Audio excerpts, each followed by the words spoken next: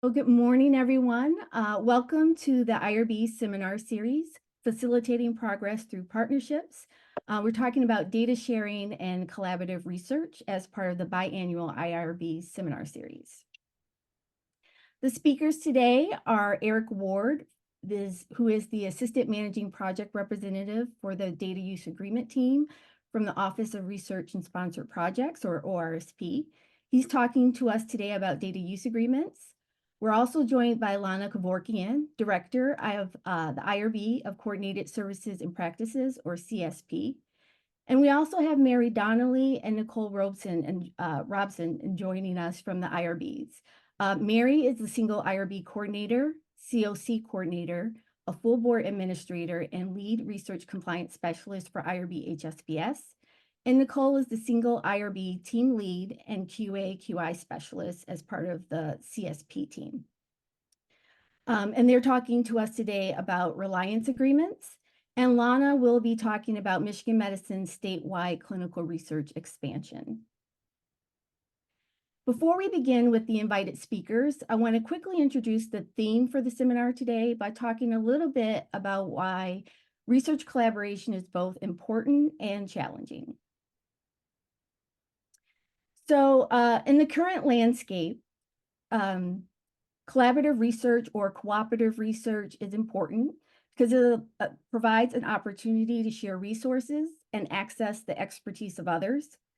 Collaborating with partners can increase the efficiency of a research project. Researchers can potentially access a broader participant pool when working with a PI or an institution that's not local. Collaboration can make it possible to support complex research projects. And working with others in and outside of research, of course, allows us to foster new ideas and develop best practices. All of these important characteristics facilitate progress in human research. But some of these advantages to collaborative or cooperative research may also present barriers for researchers to overcome. The time to network and seek out collaborators. There's nuances related to single IRB review that makes cooperative research challenging, which Nicole and Mary will address for us today. Identifying appropriate agreements and processes for execution, and shared decision-making and responsibilities in determining who's responsible for what part of the project. And so we'll get started with Eric. I'll stop sharing.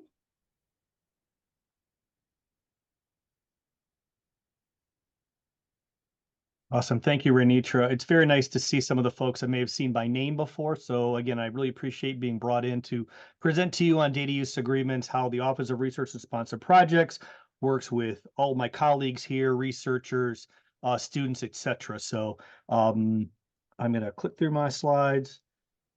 There we go. So again, today we're going to talk about a couple of broad topics, the basics of data use agreements, or DUAs as I'll refer to them, the different types of DUAs you may see, why are they important, when are they needed or required, and what information is needed to create a DUA, what helps me with the breadcrumbs to get your project rolling, an overview of the overall process, and I'm providing some additional training and resources for you. So DUA basics, again, DUA or data use agreement is an individual contract covering the sharing, protection, and use of data for a specific purpose or project.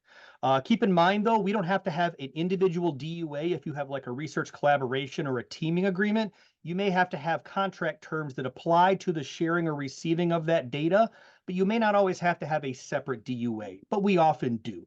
A DUA may be required by law, or it can be required by U of M policy or practice.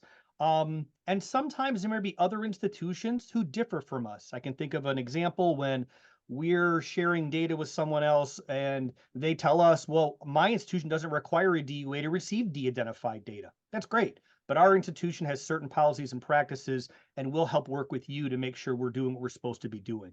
But other institutions may differ slightly, especially as it relates to anonymized or de-identified data. The theme of today, collaboration, really is the name of the game for me. I work with a lot of great researchers, a lot of great project teams, research administrators, IRB folks to help make sure we're covering what we need to cover and getting the DUA or the contract terms specific to your project as much as possible. So I really appreciate the collaboration we have. And I also added on here the external entity or EE to me. They're a partner to me when I'm trying to draft and negotiate an agreement. Because if I'm giving them the wrong data set than they anticipate receiving, that can be a problem. But I found overall it's a very collaborative process. DUAs are easy money, I would say. We try to get to yes as quick as possible with neutralized terms because we want to get the research going as soon as we possibly can. There are different types of DUAs out there. The most often one we experience is a direct transfer of data from one entity A to entity B for their receipt and use.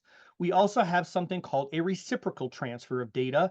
That's when type A site is giving their respective data to site B, and B also is going to be sharing their respective site data back to team A. It's an equal flow. It's kind of happens a lot when both teams want to look at the exact same data set together and see the raw data.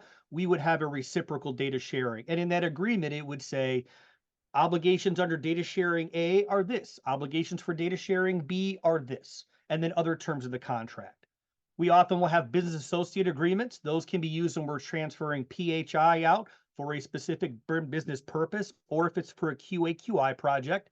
We may also have a data transfer agreement when we're transferring certain level of data out. It's not really a BAA, it's not a business associate, but we're giving them PHI in some regard, and so it's a different kind of agreement as well. We also have multi-site projects, and if you've heard of the term DCC, I'll say that a couple times today. That's referred to as the data control center. So if we're doing a multi-site project and one site is the center wheel of all those spokes of data provider institutions giving us data, we would be the data control center. And in that case, that site usually drafts the data use agreement for other people to share their data with us. Normally, the onus is on the site sharing the data to provide that contract for what someone can use that data, but that's where it shifts a little bit, especially in the case of a multi-site project. Other multi-site projects that are out there, repositories or consortiums. And the difference between the two to me, repository, a lot of people are putting data into one centralized hub. Individual project teams are reaching out who may not have provided data and are requesting that data to come out for a specified purpose. And there may be an overarching group who gives permission or approval for that group to receive that data set. Consortium is subtly different. I kind of jokingly call it the cool kids club. You put data into the hub, you are then potentially, through the same kind of approval process, able to access that data out. But non-consortium members typically are prohibited, with a couple minor exceptions that a contract may provide out for a non-consortium member to receive that data set. Again, different types of DUA. We have institutional templates we use, and I just had an email before I jumped this call of a researcher saying, Eric, can you send me the template DUA contract we have to share with my colleagues at Oxford? I want them to see what we're doing and just see if they can accept the terms. This often can be a little bit challenging because while yes, I have a generic kind of data use agreement, they all differ depending on what type of data we're sharing out, which I'll talk about later on today. But we do have existing data templates we use. If you are working on a multi-site project and we are the data control center, we typically would draft that one template incoming data use agreement that may be shared with any prospective site you'd like. And once they return that back, seeking either revisions or a counter signature, then a record will be created for us to use. So we don't have to have a different type of agreement every single time, but oftentimes, because these data use projects are subtly different between the data type and the type of purpose or project you're working on, my office would create a custom contract for you every single time. Again, we like to work smarter, not harder. So we don't want to start from the ground and work our way up, but we are going to take in what we understand from your project, find the right tool that hopefully meets what your project needs are, and then draft that contract accordingly. Again, I mentioned existing ones we have and custom ones. We sometimes will receive, as I noted, if my colleagues at Penn State are the data control center, even though it's outgoing data and we would normally draft that, they would probably provide the project team that contract for us to share our data with them.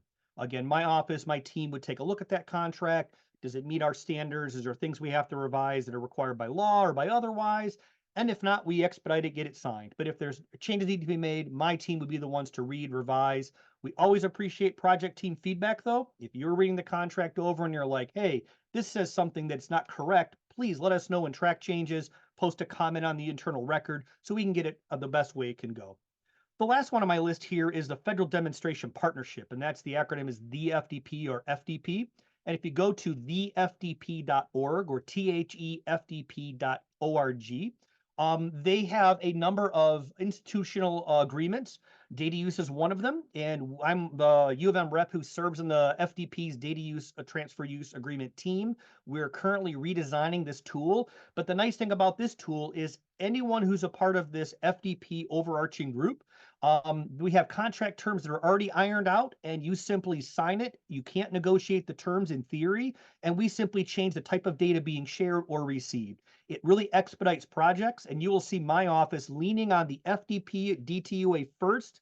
If we can't use it, then we'll pivot to our kind of contract we have. And again, we're able to simply drop a new attachment in if it's PHI, if it's Common Rule PII, if it's FERPA data. It's very flexible in that way, but it doesn't fit for every project. Why are DUAs important? Well, it protects the data. Again, part of my role in ORSP is to wear a couple different hats, like a lot of you probably do as well. One of them is compliance. I want to be a good data steward. And almost every single project I work on, I think about it. What if it was my data? How am I protecting it? I want to be that person where you're a researcher working on something, you're escalating it to a contract. I want to make sure it's protected. I want to make sure everyone understands what's going on and that people are treating our data appropriately. It also protects our institution and arguably their institution. We're giving them something of ours.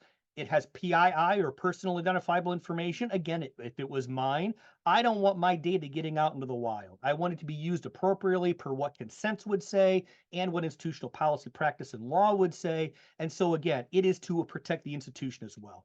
I also think it provides very clear and concise instructions. It tells me what I can do, what I can do with it. Can I share it? What if I get something I'm not supposed to get? How does publication work? A lot of things can be clarified. I put the next bullet point on here because it's kind of an irony to say it's specifically vague, because you're like, dude, how does that work? How can you be specifically vague? The example I'll give is we don't want to do a bunch of amendments to contracts. The more times you have to touch it, the more delays there are. So we try and add language in, for example, that Mary Donnelly is the PI in this project. She's able to access the data, and anyone under her control and supervision working on the project should also be able to access the data. So we're specific in who can access it, but we have statisticians that come on, people roll all on off these projects, and I don't want to have to go in every single time and amend it to add Nicole in, or then add Lana in as she transfers in and out. So again, we try and be specifically vague as reasonable when possible. And our contracting philosophy as it relates to DUAs tends to be a little more, we don't need to cover everything under the sun in a contract, only things are specifically required. Or if a PI tells me, hey, I'm concerned about working with my colleague at Case Western, they published kind of roguely, then we may add some more specific terms in to cover that concern. We want to make sure that our contract follows and supports our IRB and our HUME. So I often will dive into the HUME to see, is this a performance site? What's the consent say? Are we able to share with this entity? And there are times when PIs will try and share data for a secondary purpose, but the consent doesn't provide for that. Then I'm going to say, we need to call IRB. You need to talk to IRB and get sorted out if you actually have permission to share the data in the way you're trying to. And again, lastly, DUAs support research as a best practice, covering all your I's, dotting all your I's and T's. That's what you want to have. You want to know everyone's above board and we're all working together on it. When are DUAs needed? Well, oftentimes, first off, it's required by law. There are certain laws regarding HIPAA data, FERPA data. We're required to have a contract in place for the transfer of certain or receipt of certain data sets. Again, the onus is on the institution drafting that agreement. So I'm going to work with you as a project team, potentially understand what kind of data variables you're sharing out, qualify then, is that HIPAA, is it Common Rule regulated, is it FERPA data, and then make sure I have a contract that adequately covers the terms that are needed in there. It may be required by our institution. Again, if you work in certain areas at U of M, you may be required to have DUAs for any kind of data that goes out. Other times you're not as required to. An example of that, Michigan Med has a current practice and policy that anytime we're really sharing data out, especially EMR or patient-related data, you got to have a DUA to cover that, even for de-identified data. But other institutions don't share that because de-identified data is kind of not covered by HIPAA and they aren't required to by law. So they might say as a practice, we don't need to have one. You can go ahead and have that. I'd prefer to get that kind of confirmation from someone like me who understands the laws and negotiates contracts than a PI, because I have a lot of faculty and students and staff who would say, no, I don't need a DUA. Here, have my data. And they honestly just don't know when we're required by law and when they're not. That's where we collaborate. You lean on me and my team, and we're going to work with you to get your thing where it needs to go. Another example, if you're on a non-Michigan Med side, you're an academic department and you want to share some data and it is just aggregate statistics, 25% of the call today of the people on the screen right now are from Cleveland. That's me, right? You could share that kind of aggregate non-individual level statistic without a DUA if you're an academic department. But if it's individual levels, even aggregated, you have to have a DUA in place for that. Again, most times we don't expect people to know all those nuancy difference. That's where I collaborate and my team will collaborate with you as well. Talk a little bit about different types of data. There is human consented data. That's our common rule regulated data that many of you may work with. And oftentimes it's PII. I don't like to call de-identified or anonymized data under common rule de-identified because that's a HIPAA term. I would oftentimes call that coded or call it anonymized, but I will see people interchangeably using those terms. When I see someone calling data de-identified and they say it's from a common rule source or a research project, my yellow hairs kind of go, oh, hold on, what's going on here? Is this HIPAA data? Is it common rule data? The clearer project teams can be with me and my team, the easier we get your project out the door and moving it along. So it does matter for clarity. There is HIPAA data, especially for PHI, so that's identifiable patient medical records. We have a limited data set, which is stripped of the 18 identifiers that would make it PHI, but may have dates, dates of service, things like that in there. And then lastly, the last data set they have that is again de-identified, where all those identifiers have been stripped. There is really no way to identify these people who are involved in this research anymore. And that's the preferred way to send data out. We want to send the least identifiable version possible because again, I don't want it to get out in the wild. We want to protect our subjects and our patient medical records if that were the case, and we want to be good data stewards. We also have some stuff for sending QA/QI projects out. We're sending data out to someone. We may send different types of data depending on what they're doing with it. So again, if someone's working on a project and they don't know what to do, that's where my ops will fill in, helping understanding your project and then getting the right contract for you. So again, when are the data use agreement? We have to have them if it's HIPAA regulated data, especially for all three different types currently. Again, our policy and practice at University of Michigan may change in the future about de-identified data, but as of right now, it isn't. If we're doing consented research data under the common rule, we have to have a DUA in place for that with the minor exception for academic department, and you're sending aggregate statistics out that are non-individual level. If you're sending FERPA data out, identifiable student records or parent of a student record under FERPA, we're required to have an agreement. Even if there are exceptions for sharing where consent is in there, you still have to have a contract. There are GDPR, and that's the General Data Protection Regulation. So if you're working with entities in the EU or EU member states, there is something called the GDPR, and it is rules of governance of who is recording as a processor, who's using the data, who's controlling that data set. If you are receiving data, oftentimes from an EU member state, anytime now you're going to have GDPR in there, except when it's fully anonymized and GDPR wouldn't apply. If we are sharing data with an EU member state, they are oftentimes trying to say, great, Eric, you're a controller, I'm a processor, and I would fight that saying we are not obligated under GDPR if we're sharing our data with you. And again, that's where my group would probably try and work that out. The other time is GDPR copycats. GDPR is a pretty good data law. It's US has a bunch of different separate laws per state. There's no national federal law yet. Hopefully it will come when people get their politics and everything sorted out and we can work together. But as of right now, you are going to have other non-EU member states who say, wow, GDPR is pretty good and comprehensive. And they literally copy and paste it, pass laws in their country to say, this is also our policy. So just because you see terms like processor and controller, it may not actually be GDPR or GDPR regulated, but we have to follow the laws of that particular country where it's applicable to us as an institution and the data sets being sent to us. You may have, again, I mentioned state privacy laws. California is introducing some things. There are other states that are out there. What you'll eventually see is a bunch of different states having different conflicting laws, and that it will force the nation to say, we need to have one comprehensive GDPR-esque kind of thing. But as of right now, it's just individual. And again, I mentioned policies and practices. Every institution's subtly different. You want to work with your version of me, a contract negotiator at a different site because they know what the rules of their institution are more than maybe a faculty, staff, or a postdoc. If you haven't seen this before, this is something ORSP offers that describes the entire project lifecycle. And this kind of goes back into that collaboration thing we were talking about earlier. For the work that I do, we're consulting in the green area of proposal development. You're not sure what your project is. You don't know how DUAs play a part. I might work with you on that.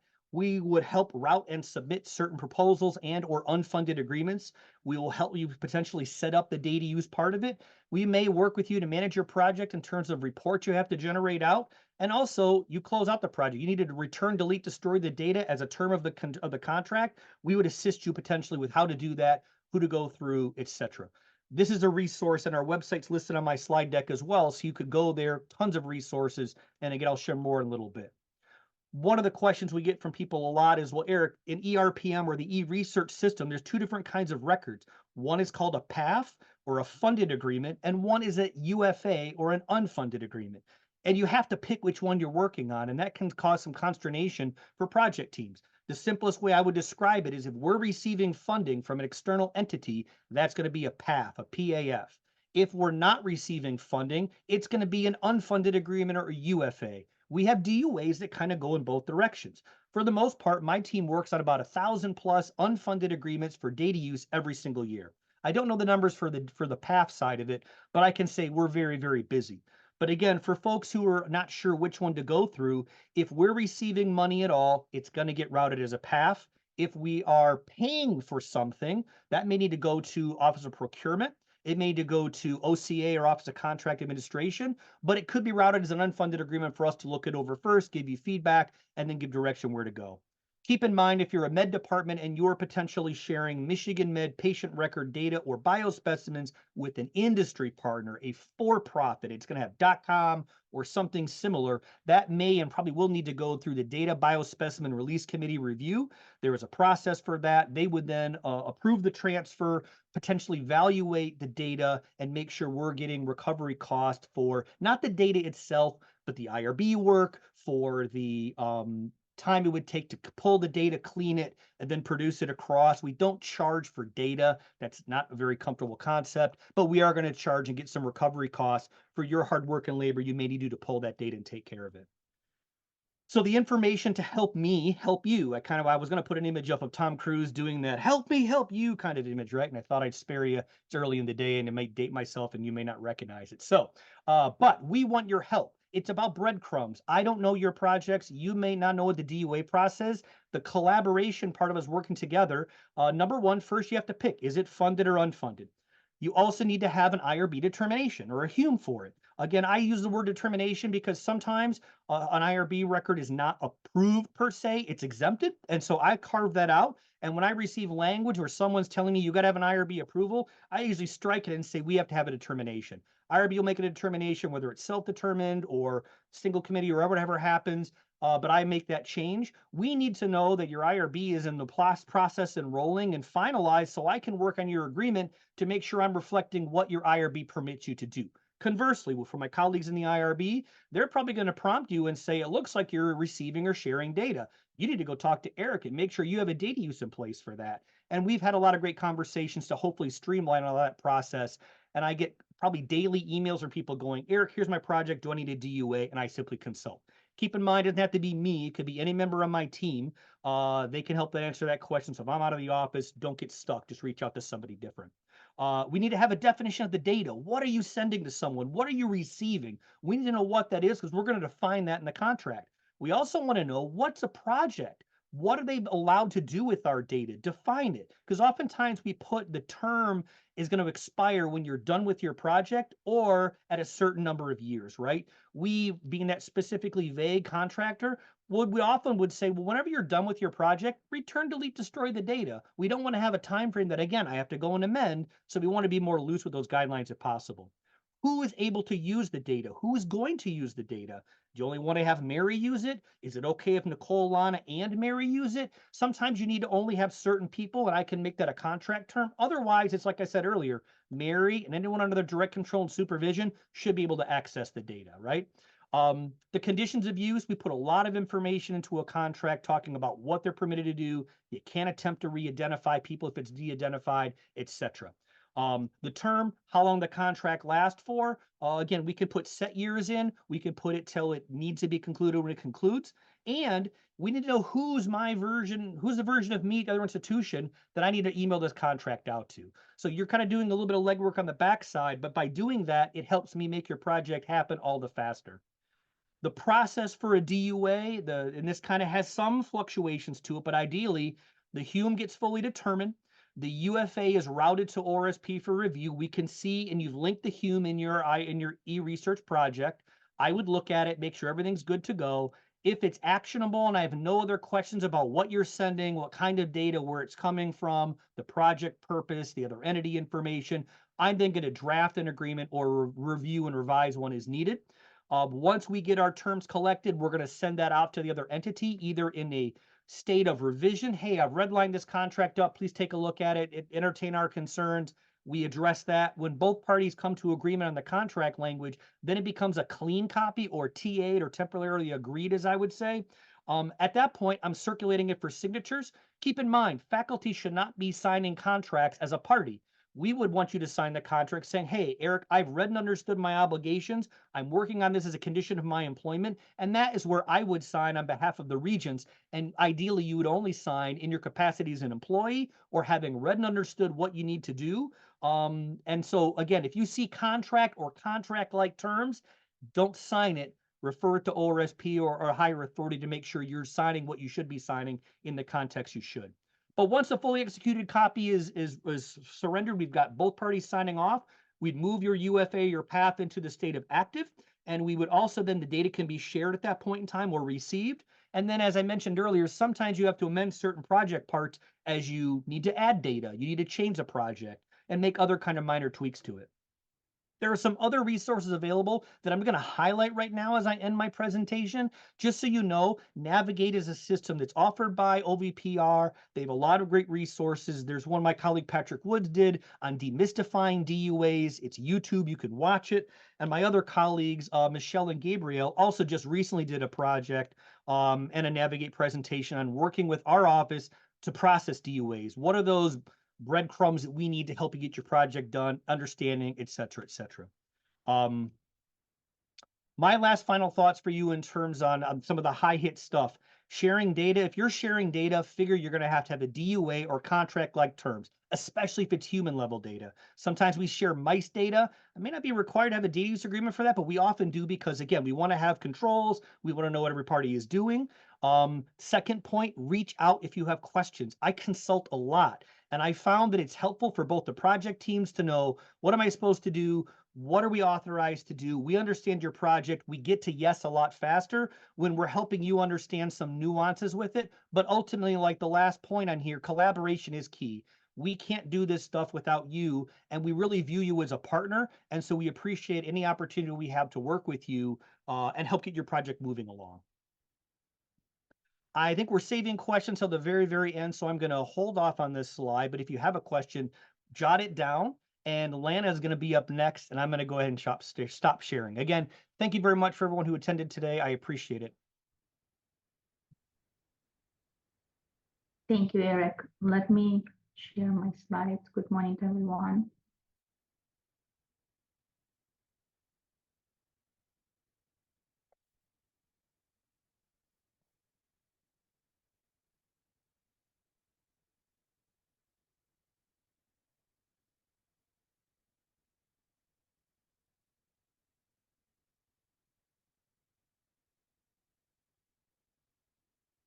Renitra, are we okay, or do you see my notes? Oh, we see your notes. Let me switch.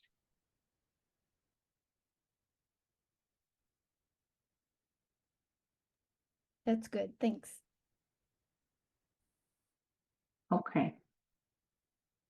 Good morning, everyone. It's nice to be here. I am Lana Gevorkian. I'm the Director for IRB Coordinated Services, Practices, and Strategic Partnerships.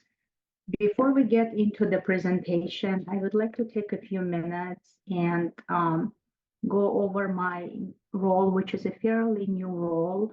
I was asked to describe the roles and responsibilities, and the work that I do covers very different yet interconnected efforts.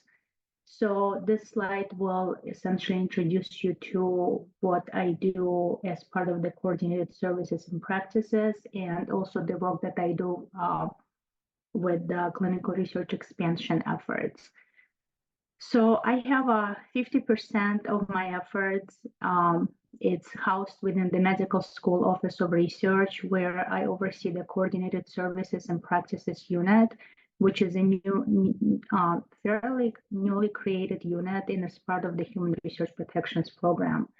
The unit provides services and support to the university IRBs.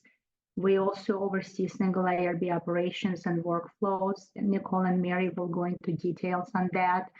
We also work and assist with the harmonization efforts set forth by the Office of Vice President for Research. And we work with e-research experts to develop activities as it relates to workflows for single IRB and affiliate relationships and other applicable pathways. Another 50% of my appointment is housed within the University of Michigan Office of Research and is focused on the clinical research expansion efforts, which falls under the strategic partnerships. In this role, I work very closely with Dr. Lemeng and other units throughout the institution to catalyze, support, and safeguard research collaborations within our statewide network of care. So for today's presentation, I will be focusing on affiliate relationships, shared vision, and what is needed for successful implementation of research studies at the affiliate sites. So the farther you are from Ann Arbor, the less opportunities you have to participate in clinical trials. This slide shows that more research opportunities are available within 50-mile radius of Ann Arbor. But unfortunately, the farther you are away from Ann Arbor, the fewer opportunities to participate in research. As this slide alludes to, the traditional setting for clinical research happens at the academic centers. However, our patients could benefit from research conducted in community hospitals where most of the population receives care. Increased involvement of community hospitals in research could offer more capacity for research and, most importantly, greater opportunity for patients to participate in clinical research closer to their home. Keeping this in mind, we developed the vision that we share with our affiliates. I won't read it, it's right here in front of you, but studies have shown that when research is integrated into clinical care, there is a better clinical care programs and opportunities for career development in research for physicians and staff. Engaging community hospitals in health research represents a win-win scenario, affording community hospitals the opportunity to increase local research capacity, improve patient care, and increase staff satisfaction, while adding additional patient population to University of Michigan research. We have developed a number of collaborations and affiliations with health systems, hospitals, and providers throughout the state to serve patients near where they live and work, and we continue to explore opportunities to create new partnerships that best serve the people of Michigan. So in addition to the hospitals and healthcare centers that comprise the Academic Medical Center of the University of Michigan, we have a network of care which includes University of Michigan Health West and Sparrow Hospital.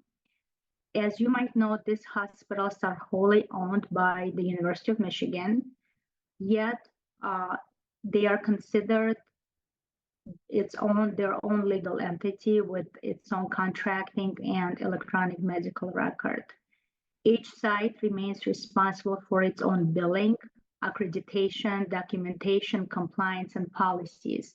So we hear a lot of our physicians or researchers come to us asking if they could do research with either Sparrow or UM Health West, and they don't realize that even though we wholly owned those institutions, they are completely separate. They're on separate EMRs, IRBs are separate, contracting is separate, so it's very important to remember that.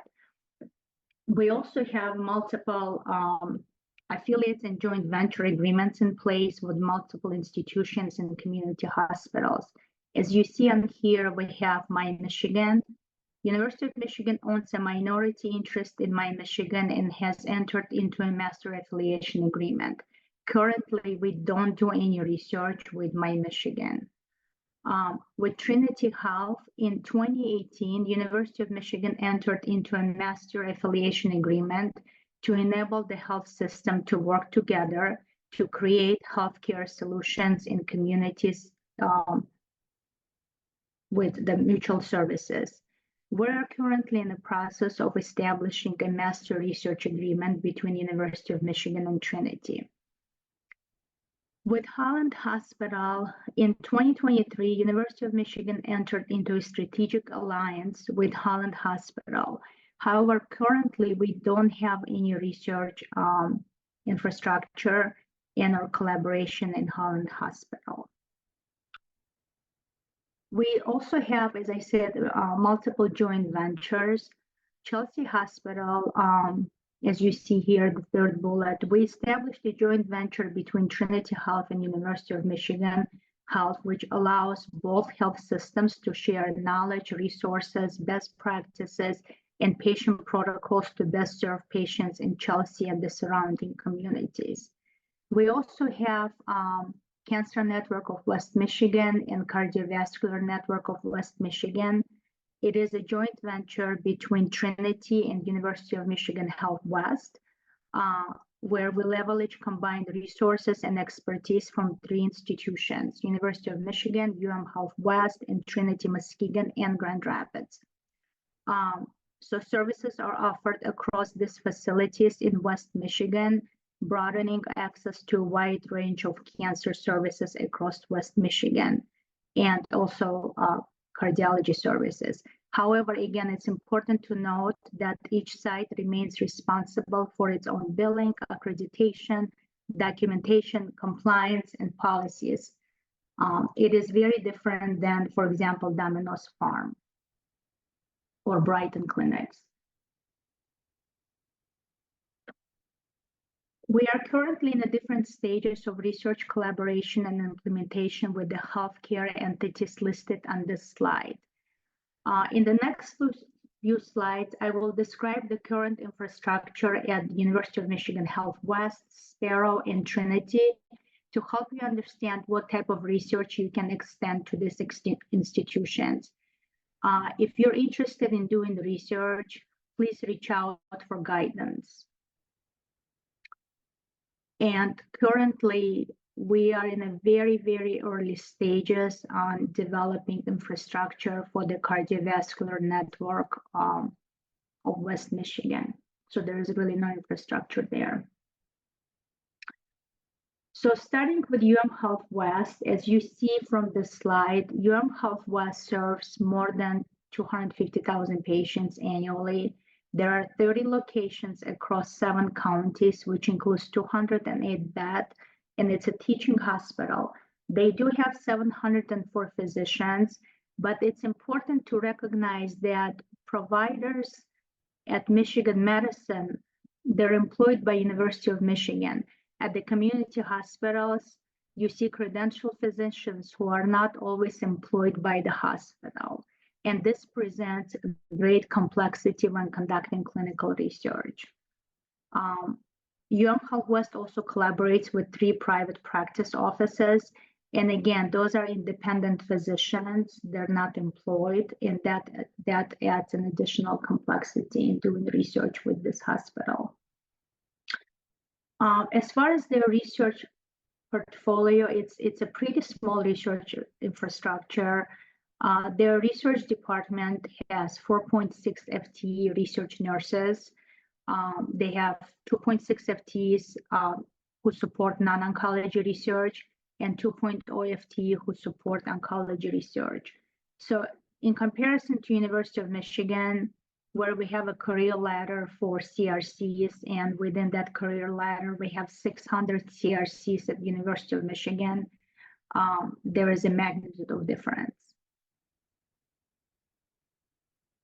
Another important point for those who is doing oncology research, Health West is part of the NCI Community Oncology Research Program, NCORP, It covers the west half of Michigan and offers cooperative group studies for newly diagnosed cancer patients. With that said, we are here at the University of Michigan. We are a comprehensive cancer center and is part of a different grant. Cancer centers cannot participate in both. So this adds another complexity which needs to be sorted through. So if you're interested in doing oncology research, please reach out for additional guidance. As far as Sparrow, as you know, Sparrow is the newly bought hospital by the University of Michigan. They serve more than 400,000 patients annually. They provide care for the greater Mid-Michigan region. They have 733 beds. They do have 478 primary care physicians and specialists. One important aspect is that some providers at Sparrow are employed by Michigan State University.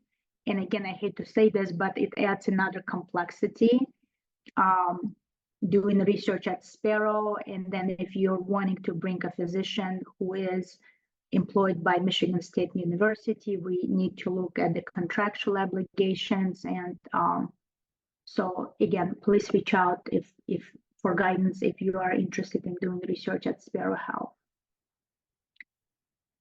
They also have a very small research portfolio and very small research infrastructure. We're in the process of developing a shared vision for research collaboration. Sparrow does have a centralized research department.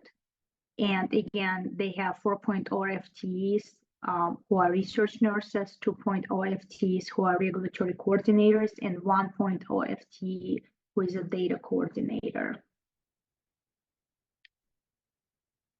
As far as Trinity goes, again, very limited research infrastructure, very limited staff. We are in the process of developing a shared vision for research collaboration and working on a master research agreement. As you know, Chelsea Hospital is part of Trinity Health, and we are actively working with Chelsea Hospital leadership on bringing research to Chelsea. So again, if you are interested in doing research at Chelsea Hospital, please reach out for guidance. So how is this different from a typical multi-site study? You know, we're accustomed to doing multi-site research here at the University of Michigan. Community hospitals face substantial barriers to participate in clinical research. It is much easier to conduct research on a multi-site study with another academic institution than a small community hospital. For example, if we wanted to do research at Northwestern, they are accustomed to multi-site clinical trials and have infrastructure in place to manage contracting, IRB. They have their own PI who holds the responsibility, and they have also have access to their local EMR. It is different when conducting research at the community hospital. Sites normally don't have their own PIs. It's usually the University of Michigan PI who holds the responsibility. Also, first, most community hospitals, they prioritize healthcare delivery rather than research. Without an institutional mandate to conduct research, research remains a relatively low priority. Thus, there is not that many resources. You have seen from my previous slides that there's not that many resources and very limited infrastructure at each hospital. The community hospitals are normally focused on collaboration building along clinical work and are adding research work to that collaboration at a later time. So for example, community hospital is interested in expanding their cardiology clinical care, and then they will just add research expansion to cardiology as the final step.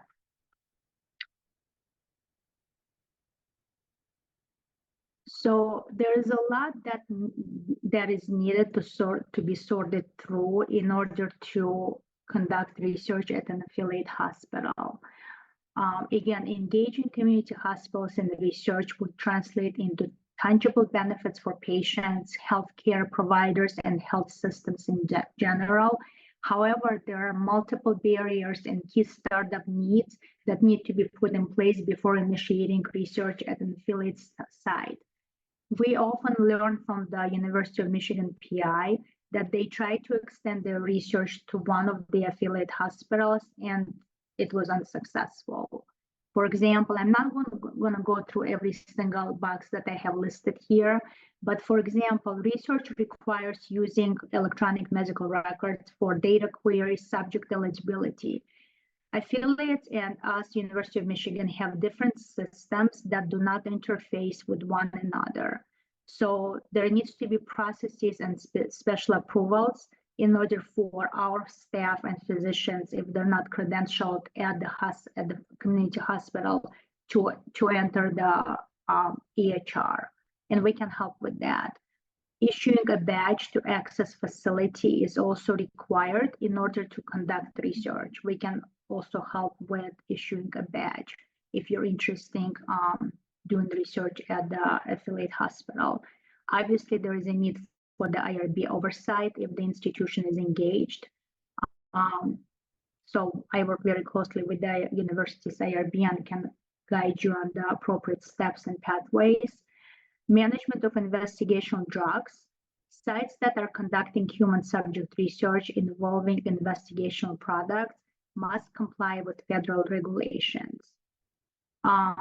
And of course, as you know, this is to ensure inspection readiness and compliance with the federal regulations, as well as the good clinical practice and other requirements.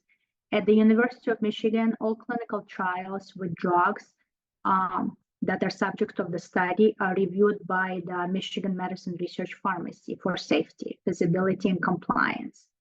Given the regulatory and other considerations related to support of research involving investigation products, we need to work with the affiliates to establish appropriate processes. Currently, none of our affiliates have research pharmacies. They don't even have research pharmacists in place. So we are currently working with each to put appropriate controls in place to ensure that when we have a study that involves investigational drugs, there is appropriate policies and procedures are in place to conduct research.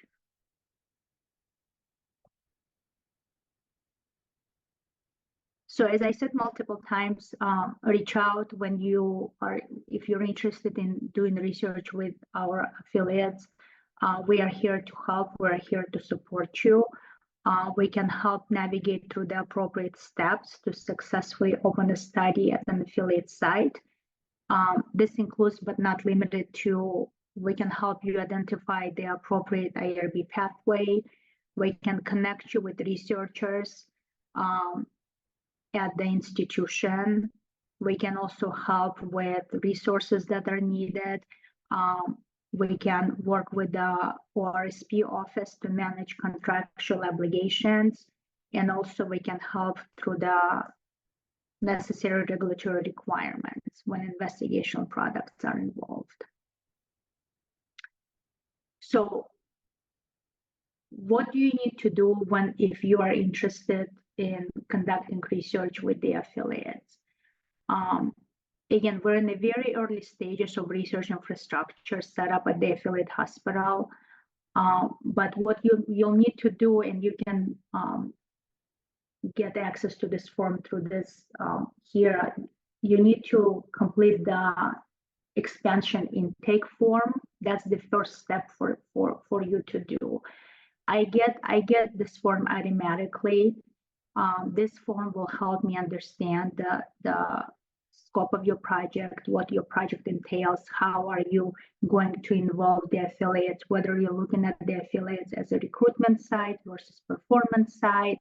I can set up an introductory meeting between you and affiliate, and I can take your study to the IRB to determine the appropriate IRB pathway, appropriate IRB workflow.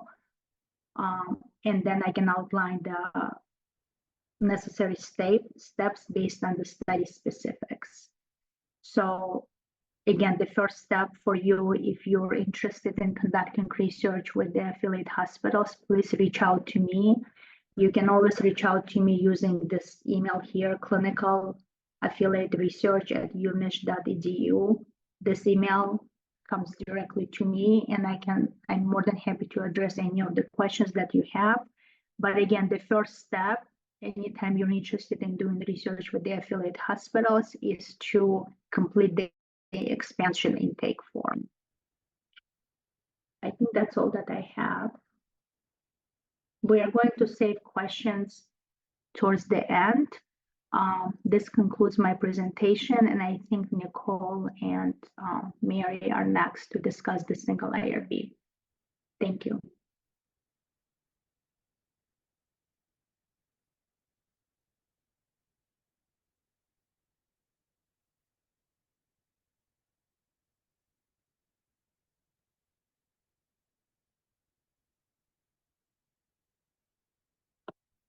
Hi, my name is Nicole Robson. Mary's going to start off our presentation, but I am single IRB team lead within IRB Med, and I also work as part of the CSP office to harmonize single IRB workflows, as well as working to establish a process and opportunity to do QA/QI on single IRB studies.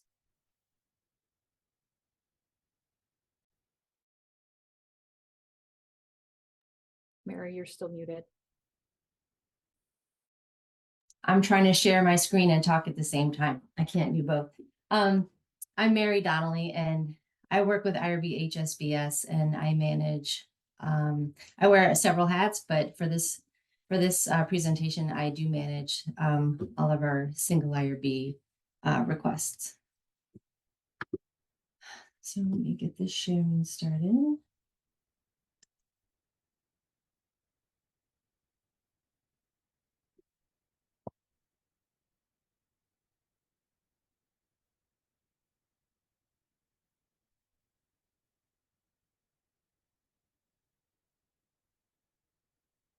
So it's not the right one, is it? There we go. Are you seeing the presentation now? Yes. Okay. So Nicole and I are gonna briefly talk about the single IRB world and hopefully simplify things some for you and give you some tips on where to go if you have questions.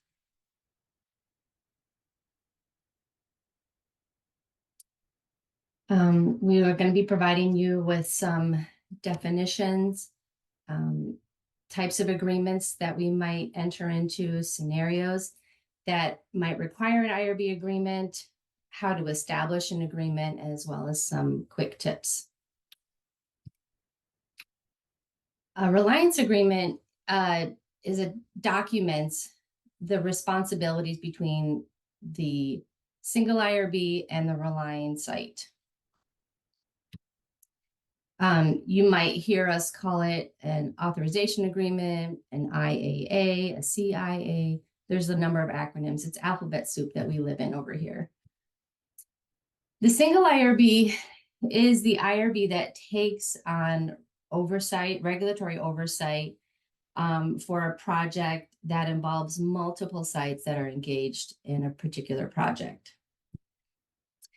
And local context is a supporting document that's part of the agreement process. And this is completed by the Relyne sites, and it helps to inform the single IRB on any local laws and policies that might come into play for a particular project. Federal-wide assurance is an institution's assurance to the Department of Health and Human Services that it will comply with the requirements set forth in the Human Subjects Regulations at 45 CFR 46.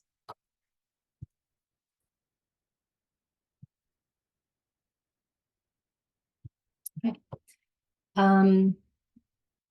So when you've probably heard of the term engagement, but basically what it comes down to is an institution or their agents become engaged in research when they obtain consent, they interact with research participants, or they access identifiable data or coded data with access to the key. These are the things that commonly engage a site or a collaborator in research. And then finally, MICORs. This is the platform that we use here at Michigan to take and request related to single IRB. This is something that the University of Michigan study team will complete, and then it's submitted, and Nicole and I take those requests in and manage them.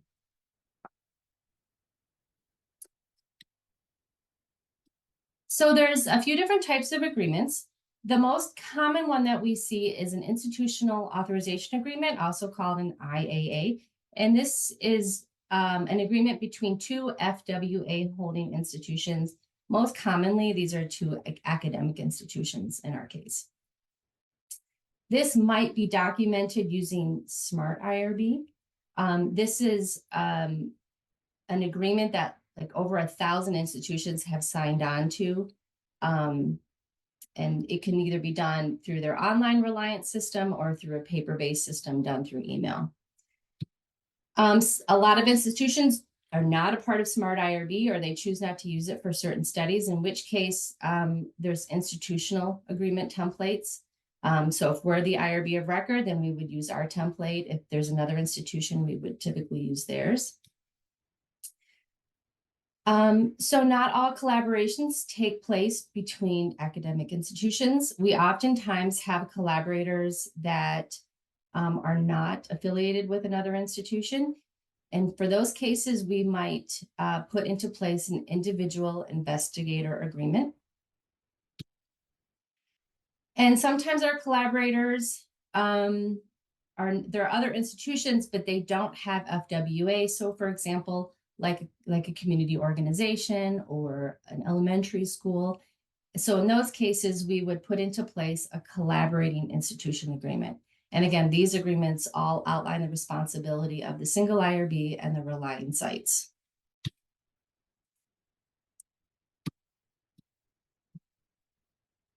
So when do you need an agreement? The need for an agreement may be driven by the Revised Common Rule. And this says that for federally funded studies that have multiple engaged sites or collaborators, a single IRB is mandated. If there are international sites, or if you're working with a tribal site, the mandate doesn't necessarily apply, but if all those are involved or in agreement, you could still apply the single IRB model. So agreements are put into place when an institution or a community partner are engaged in the research. And by engaged, we already talked about that. They're obtaining consent, they're interacting with participants. That could include an interview, it could include an intervention, or if they're accessing identifiable data or coded data with access to the linking code.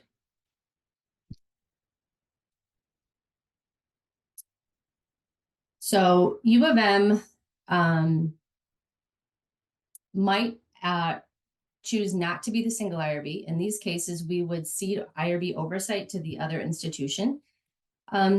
These are some of the scenarios under which we might choose to cede. So if Michigan is a site in a multi-site project, or if maybe Michigan is just conducting some of the procedures that have been approved by the single IRB, perhaps we're doing one experiment and the other site is doing other experiments. Maybe we're just limited to data analysis. So in these cases, Michigan could cede to the other institution. Michigan might also just have a collaborator, might be a collaborator on a study that has been approved by another IRB.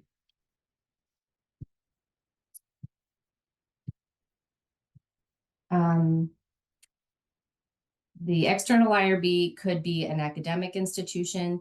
It could also be a commercial IRB. We work commonly with Advara and WERB and a couple of other ones.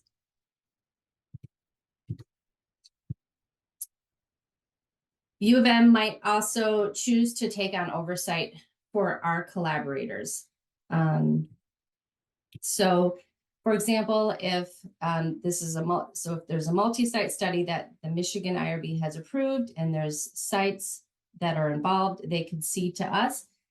And, or if we have a collaborator, so Michigan is collecting the data and maybe the collaborator is analyzing the data on behalf of us, or some portion of the research is being conducted by an external collaborator, we would agree to extend our oversight to that party.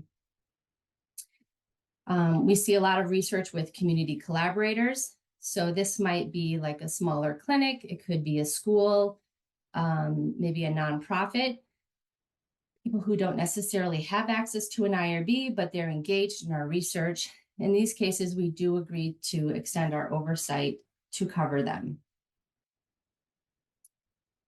And then, as Lana talked about, we have a number of affiliate partners that you can discuss with her.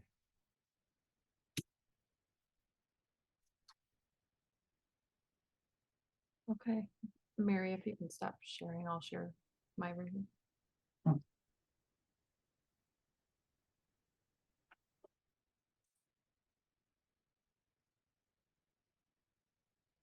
Just to confirm, you see the slide, correct? Yes. I will now continue with the steps to establish these different types of agreements. Each IRB agreement scenario has a different process that needs to be followed. There are guidance documents available on our websites, but we will go over the high level process. When requesting the IRBs to rely on an external IRB, the first step is to submit a seeding or reliance application in eResearch. This application type is called Request Review by Non-U of M IRB.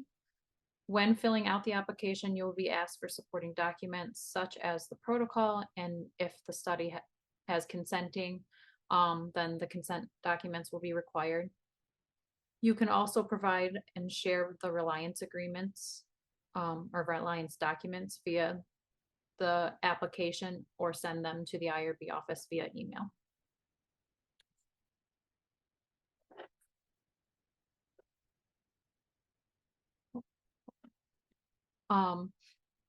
It's also important. So when U of M is the single IRB and you're asking for us to take on the oversight for all the other sites, it is important to discuss your options with the IRB office very early in the grant application process. Resources and budgets may need to be changed based on who is the single IRB. So working with your local IRB office early will ensure that you have enough time to explore your options. We require a single IRB request form to be filled out in MyCore.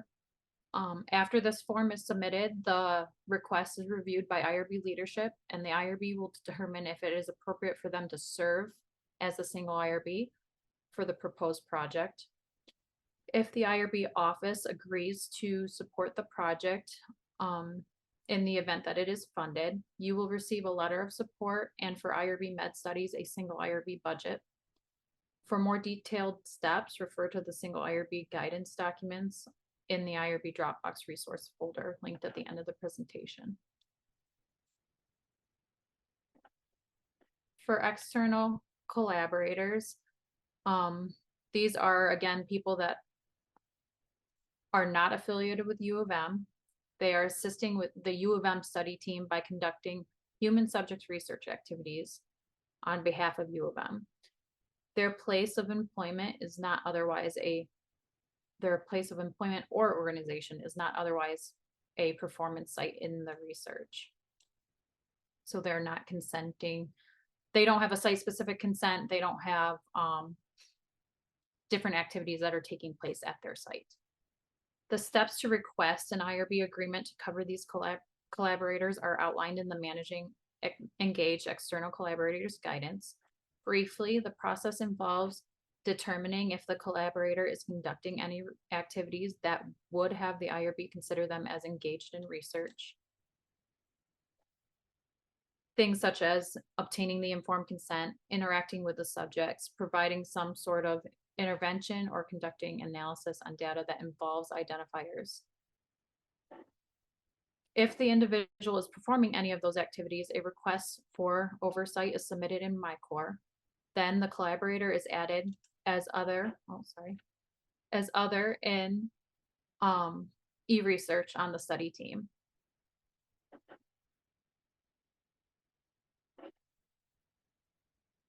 Requesting IRB oversight for research that will take place at one of the U of M affiliates.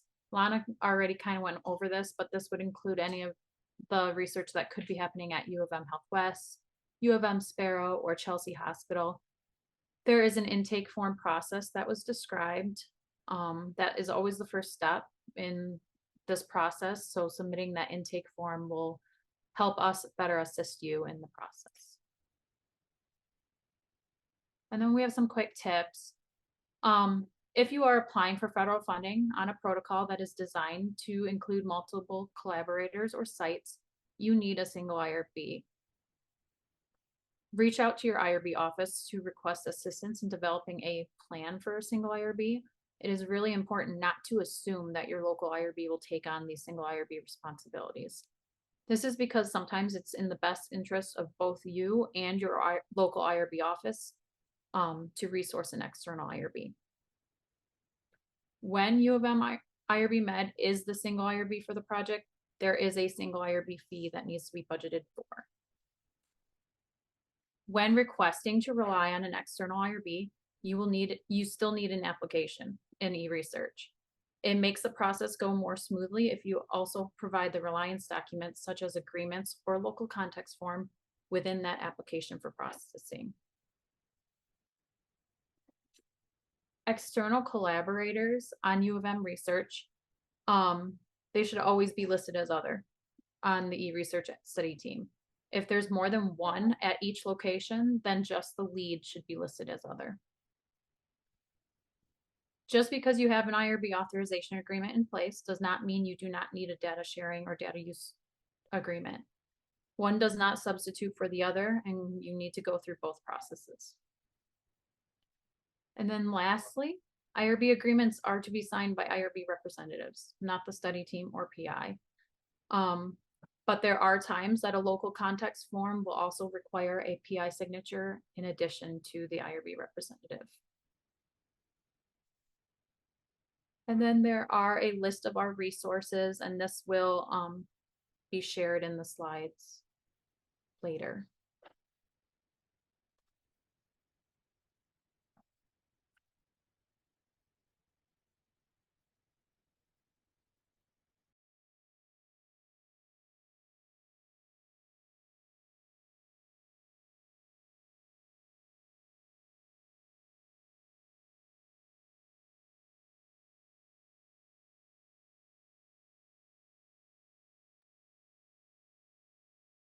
Hey, I want to thank Eric, Lana, Mary, and Nicole for the time and effort they put into their presentations today.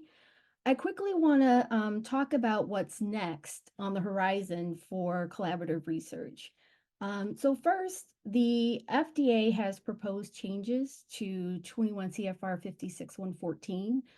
Currently, the regulations for FDA cooperative research says that institutions involved in multi-institutional sites can join and review and rely on another qualified IRB or similar arrangements aimed at avoiding duplication of effort. So they are proposing a new change to replace the current requirements for FDA regulated cooperative research. This was announced in September of 2022. So the HRPP and the IRBs are keeping an eye open for more information to come from the FDA on this.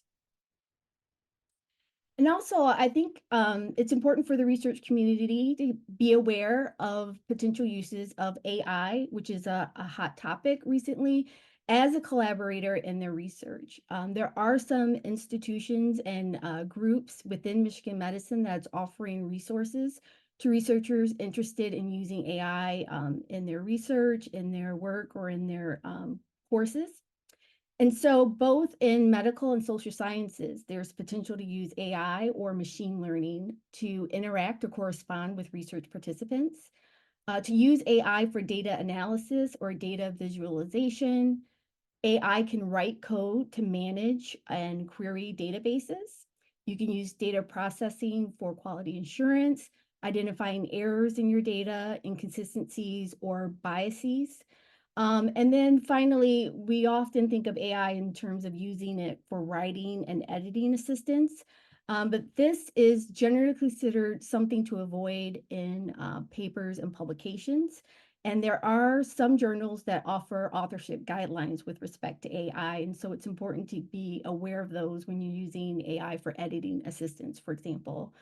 And of note, the NIH prohibits the use of generative AI to analyze and formulate critiques of grant proposals.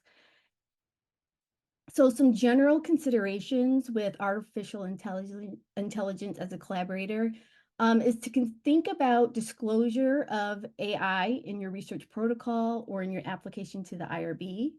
Identifiability of the data and participant privacy concerns if you're entering data into an AI system that's not within Michigan or is an external system.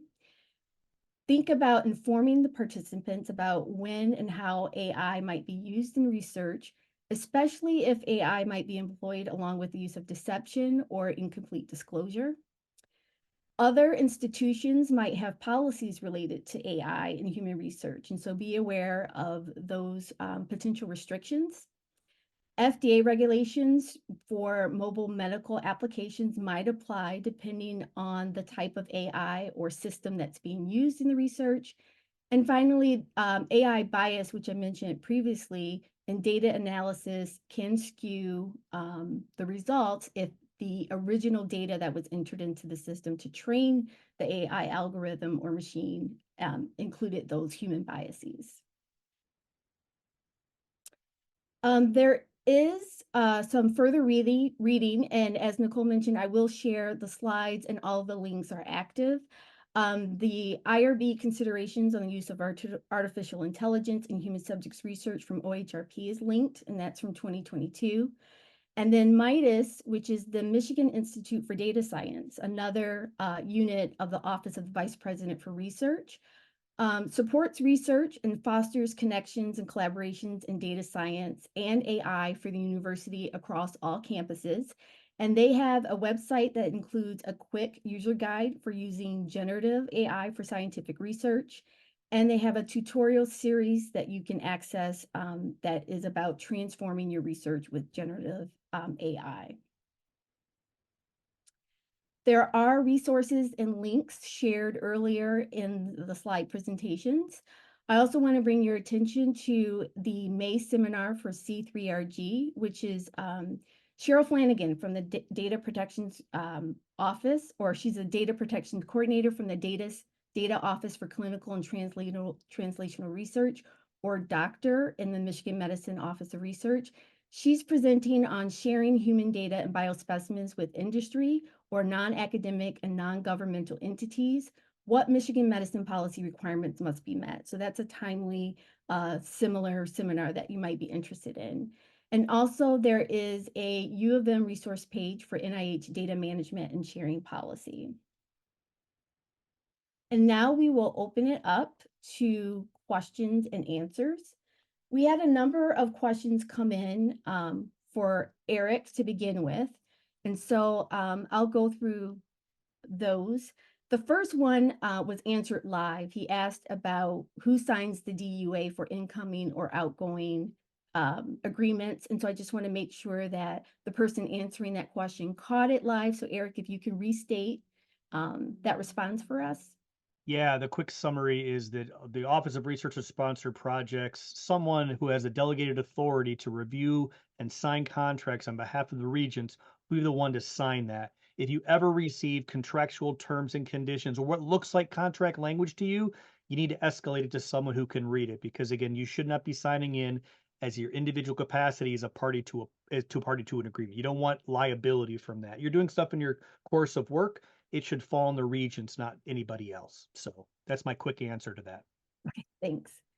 So another question is asking what is the average turnaround time for executing a DUA? Yeah, and this one, I wish it was like tomorrow. I'll be honest with you. I wish stuff came in and I could just turn around and crank it out. But there's a subtle difficulty with that when if we don't know what's going on in your project and we have to ask follow-up questions, that can make the project not actionable, which means I can't do what I need to do to work on your project. So the more clear a project team is in describing it will reduce that down. I think right now our average is about 30 days. And again, I cannot control when I send a contract off to my colleague at Michigan Health West.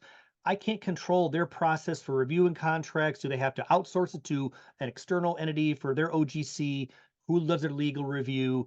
But that can delay it. But for us, my goal is ideally we receive an unfunded agreement within 30 days. We've got that out the door, and I want that to a week if I can. But we have an inundation of work right now that makes it challenging, and a couple new people on our team that also makes it a little bit challenging to get that done as well. I did also acknowledge that if we use the FDP agreement, for example, you're looking at a turnaround time under a week ideally. So that's why we're really are pivoting to that document in hopes of utilizing it as much as possible. Okay, thanks. And so another question for you, Eric, is should DUAs be executed before or after IRB approval? Yeah, we want the IRB approved because we know who's a performance site, what you're permitted to do, what does the consent allow. I know I've looked at some projects and the initial consent form wasn't the final version that actually ended up being there. And so you can route the UFA at the same time you have the IRB or the HUME in there. But oftentimes, if we receive the UFA and the HUME is not determined, we're going to route that back to you and say, hey, until this is fully determined, you need to hold on to it and then route it back to us. Again, my experience with IRB is if they see data is going to be coming in and out, they're going to say, go call Eric. And all you need to do is provide that UFA record that we have it in the queue and we're going to be working on it. And I believe that should be enough for you to be able to move forward for the IRB review part of it because they realize there's two different systems at play here. But definitely you want your HUME resolved prior to me signing off a contract because I don't want to sign it for data you're not allowed to share or data you're not allowed to receive. Thank you. And so one final question for you, Eric. Someone wanted to confirm for those researchers receiving incoming de-identified data, do they need a DUA or is it they don't need a DUA unless the external entity wants one? Yeah, this gets a bit tricky, right? Because someone else is giving us their data, and I have to be able to trust the person who gave you permission to say, oh no, Eric, go ahead, have my data. Do they have the authority to share that? Oftentimes I'll receive a contract that's been signed by a professor at a different institution, and I don't know if they have delegated authority or not, but I always kind of respond back, hey, please confirm you have the authority to contractually bind your institution into this agreement or make a decision to give us your data. If there's a lot of crickets after that and everyone's like, damn, I don't know if I have that or not, they probably don't. So then it's not offensive. It's just I need someone who has the authority to share and confirm they can do it. I want that reduced to writing. If you get that in an email, great, keep that. Because if all of a sudden someone says, we gave Renitra our data and she had no authority to have it. Well, I've got right here, your person said they had the authority to share. And I don't think it would end up in litigation, but you want to keep a paper trail wherever reasonable. So just like our faculty will sometimes inappropriately share data, they think they have authority. Oh, it's de-identified. Who cares? Our policy doesn't agree with that. And so you want to be careful. Whoever's sharing and giving you authority to do that actually has the authority to make the decision. Thanks. And there was just a comment from the audience. The DUA form in the e-research may not cover other institutional regulatory checks for biospecimens. For example, the use of human pluripotent stem cells. Yeah, and again, ERPM system is kind of what it is right now, unfortunately. And so we have to kind of work with what we have. I would probably put that in routing instructions or when you're describing certain parts of it. In some cases where we're sharing certain kind of materials, it may want to route it as a material transfer agreement that also has data if you want to put those two concepts together, because it sometimes can be harder routing it for data that also has materials that may go along with it. But as some of you may be aware, ORSP is reorganizing right now, and we are looking at the internal systems that are ERPM and how is it going to play with us in a new version of ourselves. And this is something I would highly agree it should be brought up to the RAC, the communication committee, or the processing committee on, hey, we noticed this thing doesn't cover that. That group has a lot more traction than I do sometimes saying, can we fix this thing to incorporate that in? But I appreciate that feedback. So Lana, I have a question. If a U of M PI wants to collaborate with a specific PI at one of the affiliate institutions that you mentioned, would there be someone available to them that would have a comparable role to yours that they would have access to help in the process? So it depends on the institution. Okay. So for example, Health West and Sparrow, they both have centralized research offices, and they do have research directors at each who can help their local PI with the needed processes. With Trinity, there is really, like I mentioned, they don't really have any research infrastructure. Although I do have to say that recently, I think it was last week or maybe week before, they did hire a new coordinator to assist with those type of efforts, but this is specifically for Chelsea. But again, like I said, reach out to me and then I'll be able to connect you. Even if you know who the PI is at the institution, I will be able to do the introductory meeting with the research directors or research staff at that institution, and then we can take it from there. Okay, there's another question for you, Lana. Could you clarify if the U of M West affiliates use a separate EHR instance? And if so, are Michigan and Ann Arbor able to get access directly? Each institution, including Health West, they have a separate systems. It is Epic, but it's separate. The systems don't talk. So our physicians here, our researchers, unless they're credentialed at Health West or any other affiliate hospitals, unless they provide clinical care at that hospital, they don't have access to their EHR. So with that being said, we have been working with each institution to develop appropriate steps when we have researchers coming in saying we would like to use Health West, for example, as a recruitment site. We would like to access their EHR to look into eligibility. We granted that there is an IRB approval or approval for waiver of HIPAA authorization.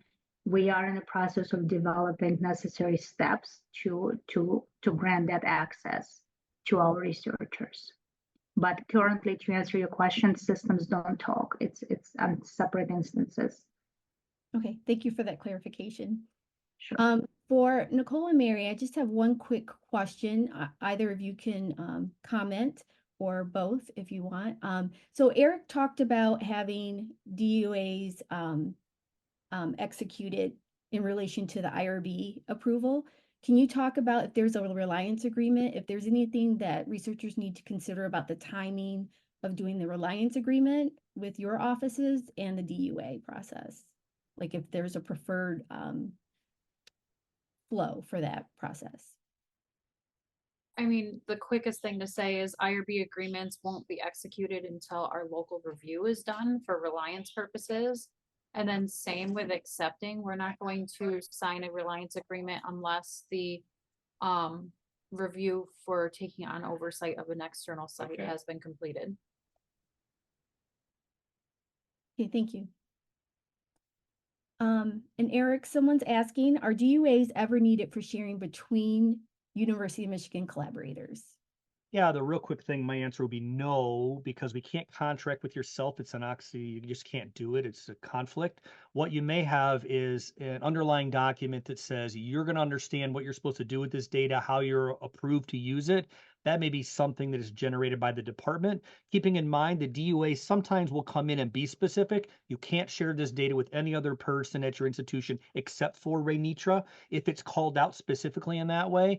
And I would also argue we'd have to look at the flow down from data coming in. Were we restricted to share it with other people for different projects, et cetera? Because that flow down language will often dictate what we're permitted to do. But the original question, no, you would not need to have a contract to receive the data transferred internally between U of M systems, because we're all one big system, whether it's Michigan Dearborn, Michigan Flint, is seen as internal. But there may be a internal departmental thing they have you fill out that doesn't associate with ORSP at all. Good question, though. Thank you. So again, thank you to all of our speakers. We really appreciate your time today. These were very informative presentations. And thank you to the audience for joining us today. And I will share the slides later this week. Thank you for joining. Have a good afternoon. Bye, everybody.